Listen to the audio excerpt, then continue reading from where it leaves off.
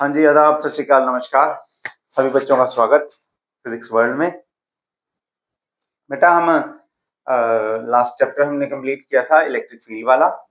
आज का हम नया चैप्टर शुरू कर रहे हैं जो वो है इलेक्ट्रोस्टैटिक पोटेंशियल। इस चैप्टर में मेनली सारी बात पोटेंशियल पे फोकस करेंगे, हम सारी बात पोटेंशियल के बारे में करेंगे। आई होप सभी ने पढ़ लिया होगा, पिछला कंप्लीट हो गया होगा। कोई डाउट है पूछ सकते हो, कुछ डाउट्स आए थे जो वो सॉल्व कर दिए हैं। तो अब हम एक नई सी छोटी सी प्यारी सी बढ़िया सी चीज पढ़ते हैं, नन्ही मुन्नी सी, और बहुत ही ज्यादा इंपॉर्टेंट पॉइंट है, बहुत ही ज्यादा इंपॉर्टेंट कॉन्सेप्ट है पोटेंशियल का। ठीक है, तो पहले सीखते हैं क्या होता है, फिर सीखेंगे कि क्यों इसे यूज कर रहे हैं, इसको प्रेफर करते हैं दूसरे के, कहाँ पे इसको प्रेफर करते हैं, दूसरे को पीछे रखते हैं मतलब। ठीक है, तो पहले कहते हैं कि होता क्या है। तो सिंपल सा काम है, सिंपल सी डेफिनेशन है, बचपन से पढ़ते आ रहे हो। अगर आप सबसे पहले हम अगर पोटेंशियल एनर्जी की बात करें, पोटेंशियल एनर्जी की, तो आपने पढ़ी हुई है बचपन में, अभी तक दो पढ़ी हुई थी छोटे होते, है ना। पोटेंशियल एनर्जी अगर कुछ बच्चों को बोलो सीधा वो mgh फॉर्मूला आपको याद भी होगा, बोल देते हैं। लेकिन होता क्या है potential energy? Potential energy is the amount of work done और energy required to hold a position, है ना, और by virtue of its position और कॉन्फ़िगरेशन। तो हम जो डेफिनेशन लेते हैं पोटेंशियल एनर्जी की, उसमें हम मेनली दो बातें करते हैं। It is the energy by virtue of the position of the particle, position और कॉन्फ़िगरेशन, ठीक है। अब कॉन्फ़िगरेशन वर्ड आपने पढ़ा हुआ है स्प्रिंग के केस में। स्प्रिंग के केस में अगर आपको इस स्प्रिंग को ऐसे ही रखना है, मतलब इसी इसी कॉन्फ़िगरेशन में रखना है, उसे थोड़ा सा स्ट्रेच करोगे तो भी आपको काम करना पड़ेगा, थोड़ा सा कंप्रेस करोगे तब भी आपको काम करना पड़ेगा। तो ये जो है, ये कॉन्फ़िगरेशन में कुछ पर्टिकुलर अमाउंट ऑफ एनर्जी लग रही है, इस कॉन्फ़िगरेशन को चेंज करोगे तब आपको कुछ और एनर्जी लगानी पड़ेगी। तो ये जो एनर्जी होती है इसे हम इलास्टिक पोटेंशियल एनर्जी बोल देते हैं। Elastic because it's due to the elasticity of the body of the material that what we are using। ठीक है, तो उसमें था। दूसरी हमने पोटेंशियल एनर्जी पढ़ी, पोजीशन की वजह से होती है। अब तक हम देखते थे कि अगर किसी बॉडी को इस हाइट पे रखना हो, इस हाइट पे रखना हो तो ग्रेविटी के अगेंस्ट काम करना पड़ता है। ठीक है, मतलब इस पोजीशन को मेंटेन करने के लिए हमें क्या करना पड़ेगा, इस पोजीशन को मेंटेन करने के लिए कुछ काम करना पड़ेगा, और वो हो जाएगी ग्रेविटेशनल पोटेंशियल एनर्जी, अगर आप ग्रेविटेशनल के अगेंस्ट काम कर रहे हो। ठीक है, तो ये दो पोजीशंस आपने पढ़ी हुई हैं, ये दो डेफिनेशंस आपने पढ़ी हुई हैं। लेकिन अगर हम ग्रेविटी के अगेंस्ट बात ही नहीं कर रहे, ठीक है, जैसे कि एक इलेक्ट्रॉन को अगर आप देखोगे उसका मास इतना कम है कि उसमें ग्रेविटेशनल पोटेंशियल एनर्जी की बात करना मीनिंगलेस है। mgh is very very low, m is very low, है ना। तो यहाँ पे जब चार्ज पार्टिकल्स की बात आती है, जब छोटे पार्टिकल्स भी हैं ऑफ कोर्स, लेकिन अगर हम चार्ज की बात करें तो उसमें सिर्फ एक ग्रेविटेशनल नहीं है जो उस पोजीशन के अगेंस्ट हमें काम करना पड़ता है, उसमें एक और पोटेंशियल एनर्जी आ जाती है, and that is electrostatic potential energy. मतलब क्या है कि अगर यहाँ पे कोई पॉजिटिव चार्ज रखा है और दूसरा पॉजिटिव या नेगेटिव चार्ज मैं यहाँ पे लेके आना चाहता हूं, तो मेरे को इसके अगेंस्ट काम करना पड़ेगा, है ना। दूसरा पॉजिटिव चार्ज मैं यहां रखना चाहता हूं, मान लो, या यहां रखना चाहता हूं, तो मेरे को इसके अगेंस्ट काम करना पड़ेगा क्योंकि ये उसे दूर भेजना चाह रहा है और हम इसे यहीं पे रखना चाह रहे हैं। तो इस पोजीशन में अगेंस्ट द इलेक्ट्रोस्टैटिक फोर्स इसे रखने के लिए नेगेटिव भी ले लोगे तो नेगेटिव की कोशिश होगी, इसकी कोशिश होगी नेगेटिव को अपनी तरफ अट्रैक्ट करने की, और हम चाहते हैं ये यहीं पे रहे, तब भी हमें इसके खिलाफ काम करना पड़ रहा है ना। तो इट इज ऑलवेज अगेंस्ट, मतलब एक्सटर्नल फोर्स जो है वो खुद ही कर रहा है अपने आप, उसके लिए हमें फोर्स नहीं लगाना पड़ेगा। लेकिन अगर हम उल्टा काम चाहते हैं, किसी पर्टिकुलर पोजीशन में उसे होल्ड करना चाहते हैं किसी भी तरीके से, तो हमें एक्सटर्नल फोर्स लगानी पड़ेगी, मतलब हमें कुछ ना कुछ काम करना पड़ेगा। ठीक है, तो ये डेफिनेशन थी। तो अभी हम now in this chapter what we are going to do, we are going to study the electrostatic potential energy और electrostatic potential. This is what we are going to do now. ठीक है, तो potential energy पिछले वाली भी आपको concept पता होना चाहिए, यहाँ वाला भी क्लियर होना चाहिए। अगर इतनी बात क्लियर है तो फिर हम आराम से समझ सकते हैं कि आपको एक एक्सटर्नल फोर्स, एक इलेक्ट्रोस्टैटिक फोर्स लग रही है और उसके अगेंस्ट फोर्स लगानी है। So it is the work done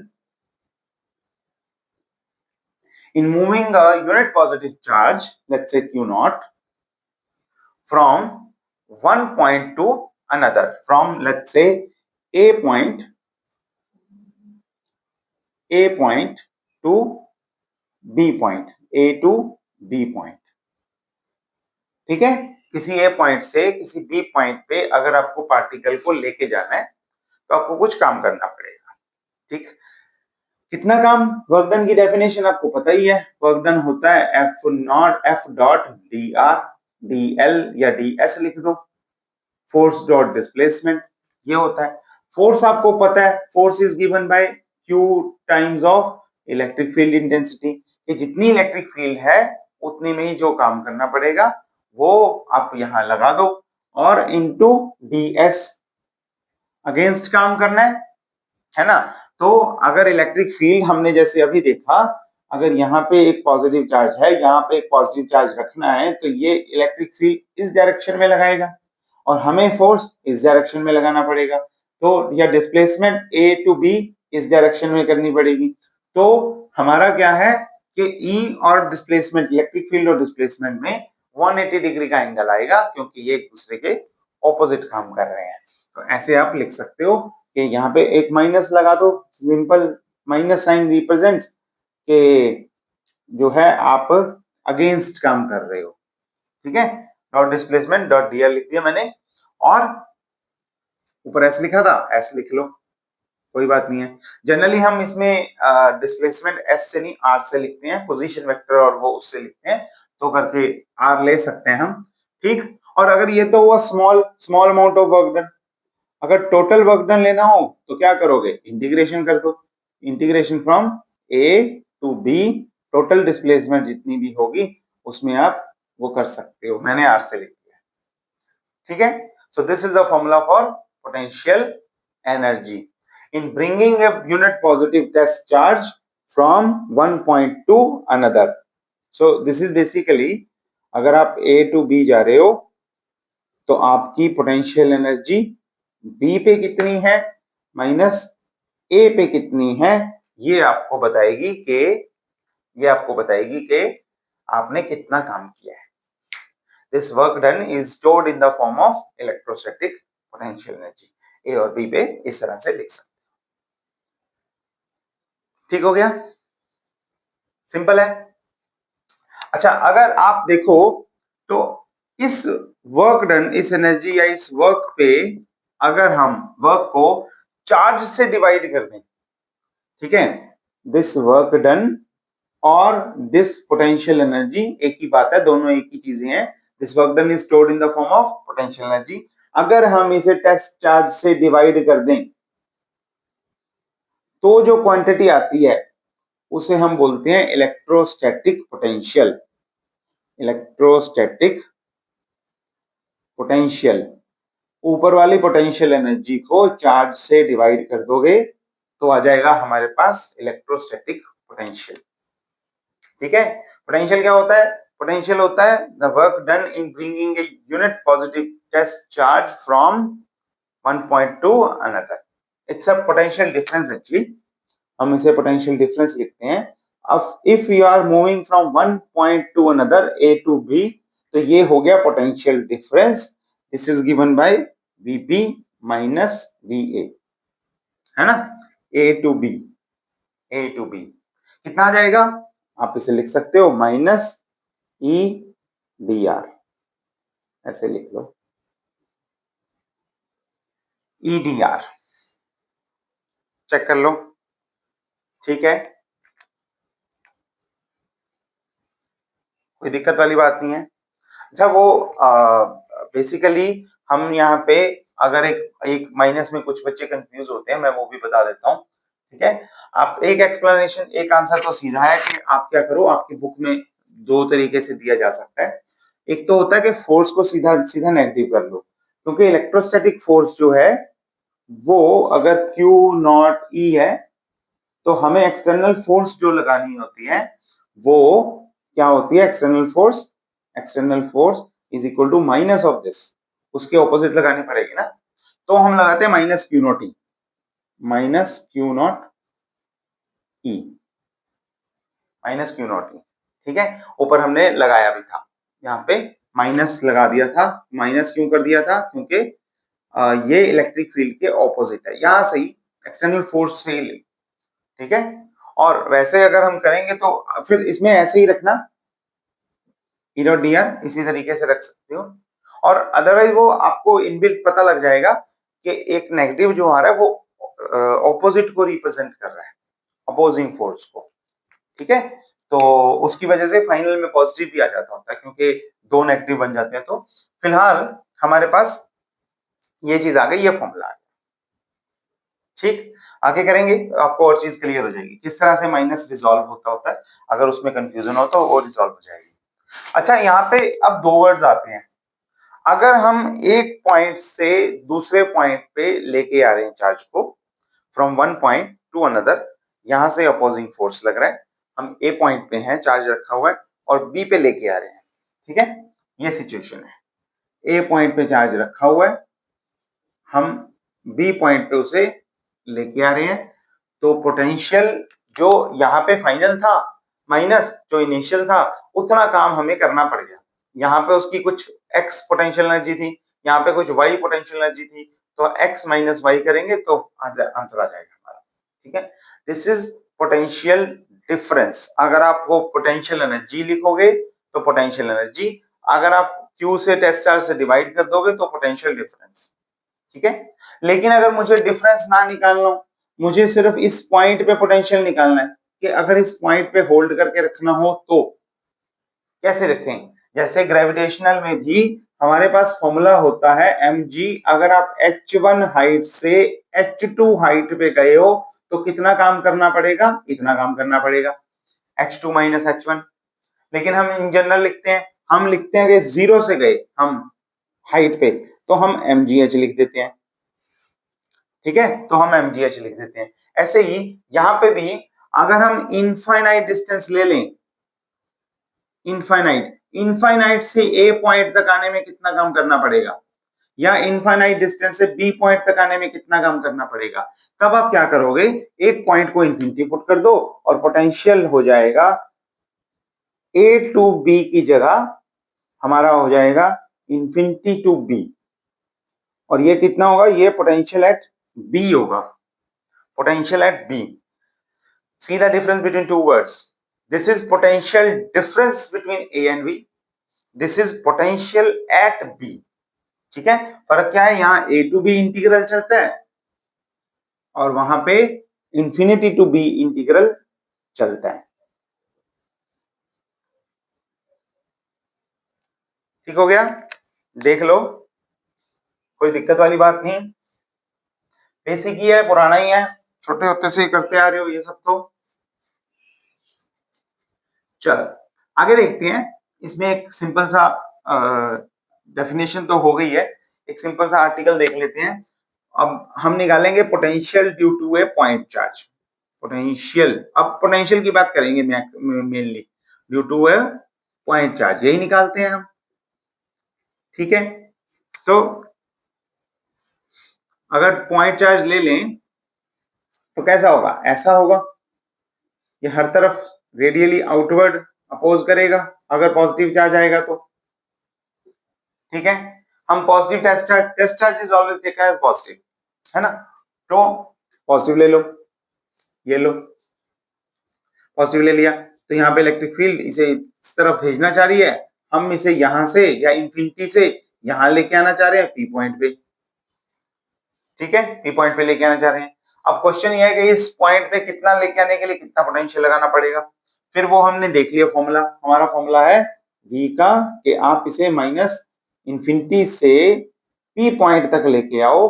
P point का डिस्टेंस मान लो, let's say this is R, let's say this is R, तो ई डॉट डी आर हमारा ये फॉर्मूला है। अब अगर आप पुट करो तो कितना बनेगा, ये बनेगा माइनस इंफिनिटी टू पी, और ई कितना होता है, ई होता है Q by 4 pi epsilon not R square, right, Q by 4 pi epsilon not R square. Point charge की इलेक्ट्रिक फील्ड कूलम लॉ से हमने निकाली हुई है, इतनी होती है, और डी आर हो गया, ठीक है। अब क्या करो, इंटीग्रेशन कर दो, 1 बाय आर स्क्वायर का इंटीग्रेशन, बाकी तो सब कांस्टेंट है, minus Q by 4 pi epsilon not बाहर, और 1 बाय आर स्क्वायर का इंटीग्रेशन क्या होगा, minus 1 by R, minus 1 by R, है ना।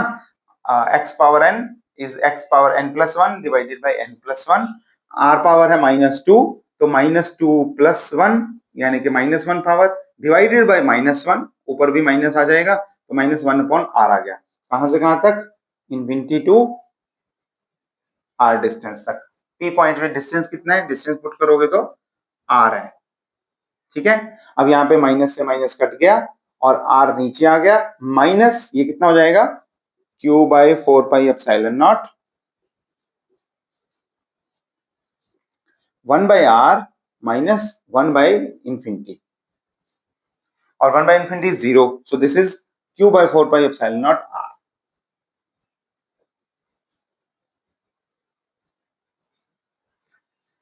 ठीक हो गया, माइनस भी अब्सॉर्ब हो गया इस तरह से, ओके। तो ये हो गया Q by 4 pi epsilon not R. This is your potential, potential at point P which is at r distance from the source charge, okay, ठीक हो गया। अच्छा, अगर आप इसे वेक्टर की फॉर्म में कर सकते हो, नहीं कर सकते। वेक्टर की फॉर्म में इसे तो ले सकते हो, अगर एक ओरिजिन कहीं और रख दो, एक चार्ज जो है ये ओरिजिन है, और एक सोर्स चार्ज यहाँ है, दूसरा यहाँ है, यहाँ टेस्ट चार्ज लेके आना है, यहाँ सोर्स चार्ज रखा है, इसका पोजीशन वेक्टर कुछ आर नॉट है, इसका कुछ आर है, तो फिर यहाँ पे वो डिस्टेंस जो है, डिस्टेंस पोजीशन वेक्टर ये वाला जो है वो क्या हो जाएगा, 1 बाय आर की जगह हम लिख देंगे आर नॉट माइनस आर का मैग्नीट्यूड। लेकिन अगर आप ध्यान से देखो तो इसमें कोई भी वेक्टर क्वांटिटी नहीं है, सब स्केलर है, यही इसकी खास बात है। Electrostatic potential is a scalar quantity, scalar, और स्केलर होने का मतलब यह है कि आपको किसी डायरेक्शन का कोई ध्यान नहीं रखना। इन्फिनिटी से आप ऐसे लेके आओ, ऐसे लेके आओ, घूम फिर के लेके आओ, जो भी है, जो काम करना पड़ेगा वो उतना का उतना रहेगा। That is conservative in nature, वो वाला फील्ड है ये। आप यहां से एक पॉइंट से बी पॉइंट पे लेके आ रहे हो चार्ज को, तो चाहे ऐसे लेके आ रहे हो, चाहे ऐसे लेके आ रहे हो, चाहे आप घुमा के पीछे जाके 2 किलोमीटर, फिर आगे जाके 5 किलोमीटर, फिर बीच में आके यहाँ पे आके खड़े हो, डजंट मैटर एट ऑल। कितना आएगा, उतना ही वर्क डन आएगा, पोटेंशियल एनर्जी उतनी ही आएगी, उतना ही फोर्स आपको उसके अगेंस्ट लगाना पड़ेगा जितना लगाना था, ठीक है। तो ये एक स्केलर क्वांटिटी है, इसमें कोई डायरेक्शन का ध्यान नहीं रखना पड़ता, और क्योंकि डायरेक्शन का ध्यान नहीं रखना पड़ता, हमारा काम आसान हो गया। नहीं तो इलेक्ट्रिक फील्ड निकालना देखो कितना वो मुश्किल था। पहले पहले था हम ये देखते थे, ये चार्ज किधर भेजेगा, दूसरा चार्ज किधर भेजेगा, सारों को डायरेक्शंस किधर होंगी, कॉस कंपोनेंट किधर होगा, साइन कंपोनेंट किधर होगा, कटेगा, कटेगा जो काट दो, जो प्लस होएगा उससे कॉस साइन निकाल के ऐड कर दो। या फिर हमने गॉस लॉ से निकाला, गॉस लॉ में हमने देखा कि यहाँ का सरफेस मानना पड़ेगा, यहाँ का सरफेस मानना पड़ेगा, अलग अलग डायरेक्शंस में अलग अलग एंगल्स देख देख के उससे निकालना पड़ता था। अब क्या है, कुछ नहीं, पोटेंशियल निकालना है, सीधा सीधा फॉर्मूला लगाओ, कोई डायरेक्शन का ध्यान रखने की जरूरत नहीं है। स्केलर क्वांटिटी के साथ काम करना बहुत आसान होता है।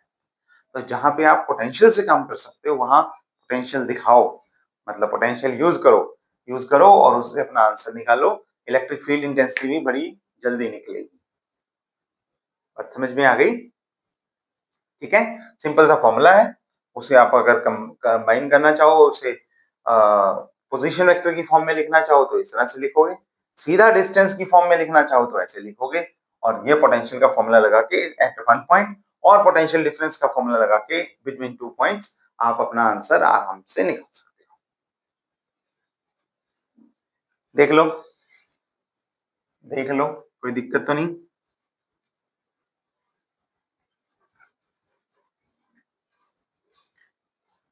हो गया, इजी है।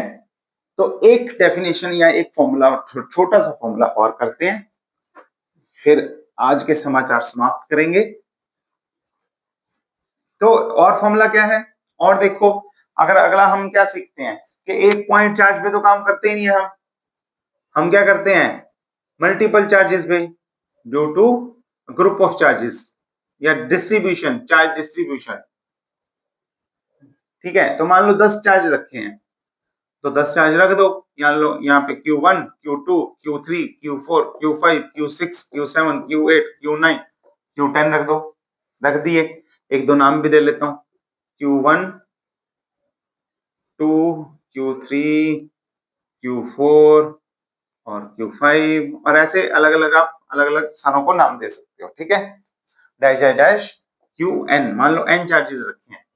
अब आप क्या करो, इस चार्ज को यहां लेके आना है, ये प्लस Q टेस्ट चार्ज है हमारा Q0, इसको यहाँ पे लेके आना है, इसको सारे पॉजिटिव मान लो, अट्रैक्ट भी कर सकते हैं, नेगेटिव भी, जो भी चार्ज होगा चार्ज को एज इट इज लिख देना। ठीक है, यहाँ पे ये भी कुछ फोर्स लगाएगा इस पे, ये भी कुछ फोर्स लगाएगा, ये भी कुछ फोर्स लगाएगा, ये भी चाहता है कि ये ना आए, ये भी कुछ चाह रहा है बुलाना या भेजना, जो भी है सारे अलग अलग फोर्सेस लगाएंगे।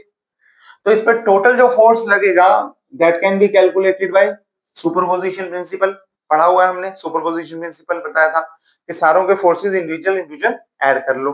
अगर कंटिन्यूअस चार्जेस हैं तो इंटीग्रेट कर देना, अगर डिस्क्रीट चार्जेस हैं, ऐसे अलग अलग चार्जेस आप काउंट कर सकते हो, तो आप समेशन ले लेना, बताया हुआ है। ठीक है, तो वैसे यहाँ पे होगा बस कि अगर पोटेंशियल निकालना है तो Q हमारे पास पता नहीं है, Q1 upon 4 pi epsilon not तो कांस्टेंट है, R1 इसकी डिस्टेंस इस चार्ज से R1 मान ली, दूसरे की डिस्टेंस R2 मान ली, तीसरे की डिस्टेंस R3 मान ली, और सारे हो गए, जो कांस्टेंट है वो कांस्टेंट है। तो मैं यहाँ पे 1/4 पाई एप्सिलॉन नॉट बाहर निकाल लेता हूं, और बाकी जो है मैं लिखूंगा QI अपॉन RI का समेशन, मतलब आप जो चार्ज लोगे उसी का डिस्टेंस लोगे टेस्ट चार्ज के साथ। तो अगर Q1 लोगे तो R1 आ जाएगा, plus Q2 upon R2 plus Q3 upon R3 plus Q4 upon R4 plus up to Qn upon Rn, ये समेशन चलेगा। तो पॉइंट ऑफ चार्जेस की वजह से, मल्टीपल पॉइंट्स की वजह से, या जो डिस्क्रीट चार्जेस अलग अलग अलग अलग रखे हुए हैं उन सभी की वजह से अगर टोटल पोटेंशियल निकालना हो तो आप क्या करोगे, 1/4 पाई epsilon not summation this upon this. अच्छा, अगर चार्ज पॉजिटिव हो तो क्या होगा, चार्ज पॉजिटिव लिख देना, नेगेटिव हो तो वो अट्रैक्ट कर रहा है ना, ऑटोमेटिकली आ जाएगा बीच में। मान लो मैंने Q1 को पॉजिटिव लिया, Q2 को नेगेटिव लिया, तो यहाँ पे प्लस मत करो, नेगेटिव कर दो, क्योंकि Q2 नेगेटिव है, मतलब Q2 को -1 -2 जो भी पुट करोगे उससे आ जाएगा। तो ये फॉर्मूला है, सुपरपोजिशन यहाँ पे भी लगता है और पोटेंशियल इससे टोटल निकल सकता है। ठीक हो गया, चलो ठीक है। तो ये बेसिक इसकी डेफिनेशन थी, सीख के आओ। हम इसके आगे बढ़ेंगे, इससे प्रॉब्लम्स को निकालना सीखेंगे कि कैसे अलग अलग केसेस में पोटेंशियल निकाल सकते हो, पोटेंशियल में कौन बॉडी कैसे मूव करती है, ठीक है, और उसका क्या सिग्निफिकेंस है, और इलेक्ट्रिक फील्ड निकालनी हो अगर पोटेंशियल की हेल्प से तो कैसे निकल सकती है। ठीक, ये चीजें हम अगले लेक्चर्स में देखने वाले हैं। अच्छा, इसमें बेसिक सी चीजें एक दो और है, मैं बता देता हूँ। हमने यूनिट्स नहीं लिखे, तो यूनिट्स नहीं लिखे तो वोल्ट इसके यूनिट होते हैं, पोटेंशियल या पोटेंशियल डिफरेंस जो भी लो, और क्योंकि हमने पोटेंशियल डिफरेंस को ऐसे डिफाइन किया ना, एनर्जी अपॉन चार्ज, चार्ज से ही डिवाइड किया, बाकी सब तो सेम ही है, तो ये हो गया जूल और अपॉन में हो गया कूलम, तो इसके यूनिट्स हैं volt is equal two joule upon coulomb.